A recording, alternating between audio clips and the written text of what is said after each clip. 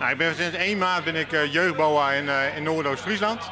Dus, ja, ik hou me bezig met jeugd. En dat betekent dat ik jeugd in kaart breng, met ze in gesprek ga. En als er problemen zijn, om het met ze op te lossen. Dat is eigenlijk mijn hoofdtaak.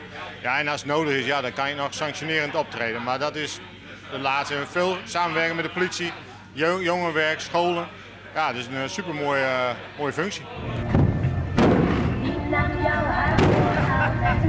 Nou, wat wij doen is eigenlijk ons bezighouden met scouting. We kijken naar de gebieden, de gebieden, of dat allemaal goed gaat. En dat is het eigenlijk. In de hotspots houden we een beetje in de gaten.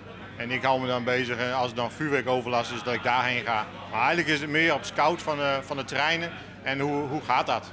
Dat is onze hoofdtaak. Nou, verwacht je jou ook naar problemen op deze dag onder te treffen? Uiteraard niet. Alles gaat goed. Ja, nee. Ik hoop dat het rustig blijft. Ik heb geen verwachtingen. En ik hoop dat het gewoon lekker rustig blijft. Qua weer is het ideaal, want het is niet koud. Dus en ik snap het. Als er wel wat is, dan het is allemaal heel erg moeilijk in deze periode. Maar we gaan ervan uit dat er geen oneenigheden zijn. Dus dat het gewoon lekker rustig blijft.